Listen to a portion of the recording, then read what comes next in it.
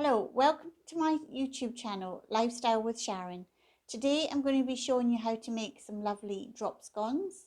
And to go with those, I'm also going to be showing you how to make some delicious, really tasty, caramelized ice cream. So here is one way you can serve your pancakes, and that's with some nice scrambled eggs with tomatoes.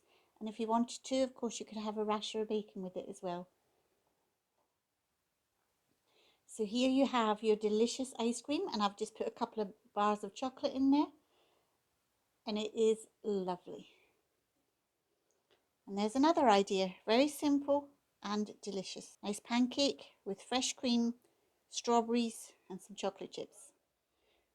Okay, so to prepare for to be making our ice cream, we need 100 grams of sugar in one bowl and 70 grams separately.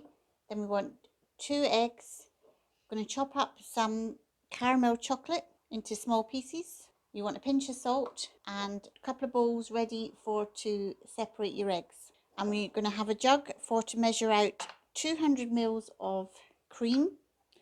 You want like a double pouring cream. Then you want to measure out 300 grams of milk, full fat milk. Now we just need to separate our eggs. Now you can put it just on your fingers. That's what I tend to do. I find that's the easiest way to separate the yolk from the egg white. Just kind of separate your fingers a little bit and let that white run through. So just whisk up your egg yolks. Right, and with the egg white, you just want to give it a whisk. You can do it by hand or you can do it with a machine.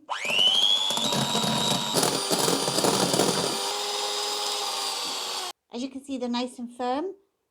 And a good way of testing it is if you kind of tip it upside down and you know it doesn't come out, then you know it's fine, ready to go. I'd love to hear from you in the comments what kind of ice creams you like and what you thought of the video. Okay, we're going to put in a hot pan your 100 grams of sugar, and you're just going to let that melt and caramelize. So if you have your cream and milk ready in your jug, once it's caramelized, you add this mixture into it. Just have it to hand because it will caramelize all of a sudden. It'll feel like it takes ages. It doesn't seem to do anything. Then all of a sudden it will just change. While you're doing this caramelizing, just have a hot bain-marie ready with the hot water in a pot and a bowl above it. And you'll know when it's about to start caramelizing because there's a smell that comes up. And it's really nice smell. So you can see it's starting to turn. Now if you let it go on for too long, it will turn into like a really hard rock, which is fine. You can still put your milk substance in there. It will just take a little bit longer to melt.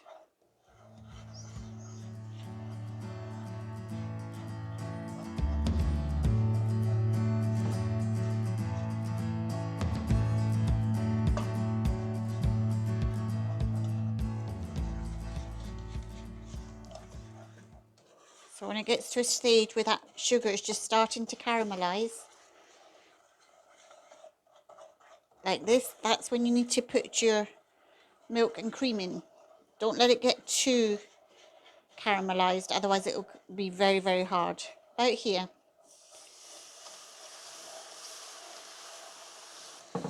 So you will have hard bits, and that's okay. That's normal enough. And you just keep stirring, and these hard bits will dissolve into the milk and cream mixture. And as I said, if you let this caramelize too much, it will stick to the pan and be really, really hard. But if that happens, it just means it takes a bit longer to dissolve in this milk and cream mixture. So it's fine. Just have the patience for this bit. Now don't be panicking if it takes a long time and you think, oh my goodness, this is never going to dissolve, but it does. It takes about 5 minutes to dissolve. You don't want your heat too high, just a medium to low heat. And once all that's dissolved, you just put it to one side. Then with your bain-marie, you add your 70 grams of sugar and your egg yolk. And you just beat that. So you just keep mixing that until it goes a pale yellow. You can see already it's starting to change colour. See how this is looking? And then once it's got to that stage, you just add your milk and cream and caramel mixture to it. Right, and what I've done, I've just poured the caramel, milk and cream mixture into a jug, ready to pour into the mixture with the yolk and sugar. So you just pour a little bit at a time and keep stirring. And you'll see the colour change to a more caramel colour now. Now once all your mixture's in, just mix away for a good 10 minutes.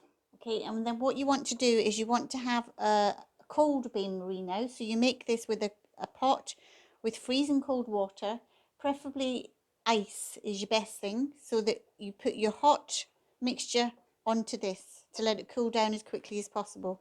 Okay, so you just let this cool down in the cold bain-marie, and you see the beautiful colour and all the swirly bits coming around. It just looks so nice.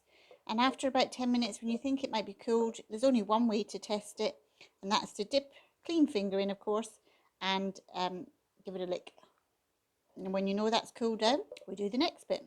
Okay, so now we want to add our egg whites into the mixture, and you fold that in. You know, it looks a bit strange, but it'll all be lovely.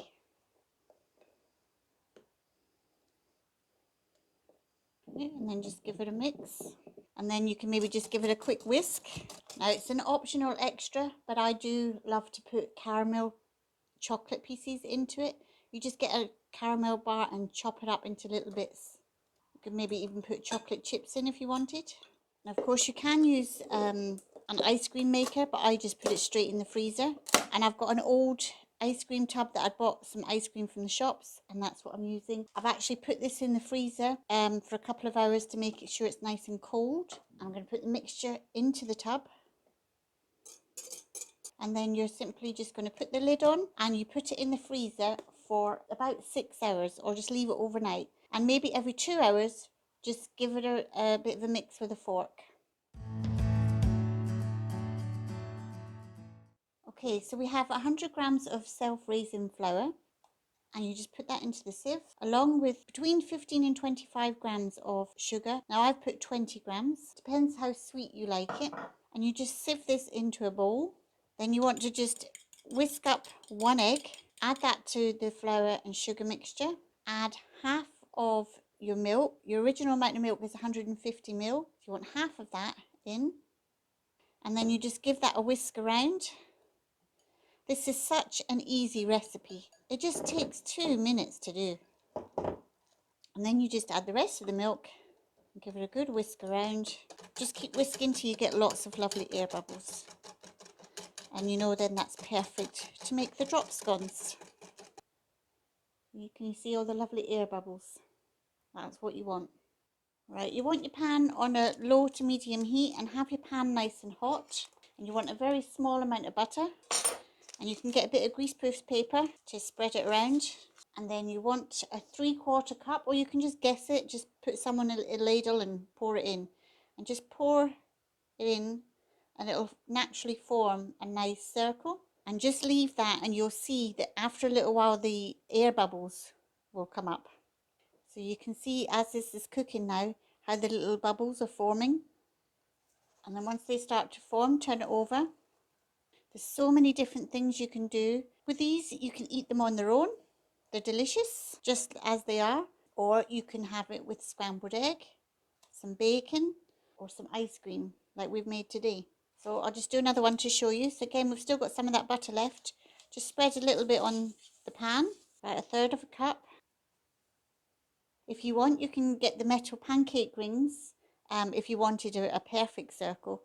But I don't worry about being perfectionist in the shapes. You just make it as simple as possible by just putting it straight into the pan. But it's up to you. So again, they're starting to bubble.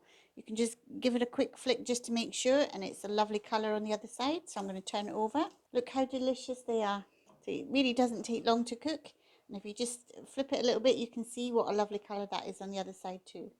How is that for a delicious looking drop scone? So here is one way you can serve your pancakes, and that's with some nice scrambled eggs with tomatoes. And if you wanted to, of course, you could have a rasher of bacon with it as well. And here we have our delicious caramel ice cream with our pancakes. Okay, now I'm just going to dish out some of this ice cream so you can see how lovely it is. And I've put a ice cream scoop into some really hot water to make it easier. And I'm going to dish up some scoops.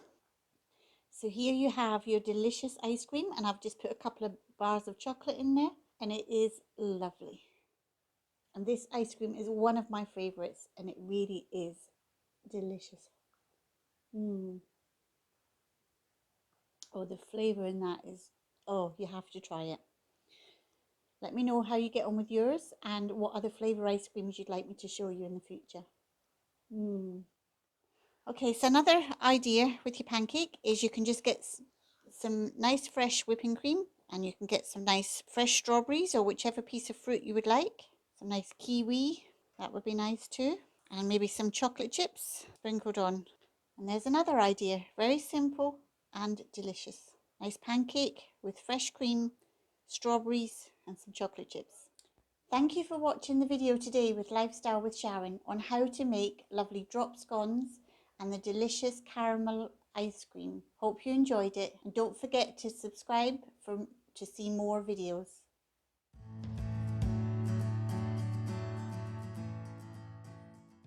So once this is all whisked up, you'll see, not, okay, so as you can see, these are nice and, how could I describe this? Nice and what?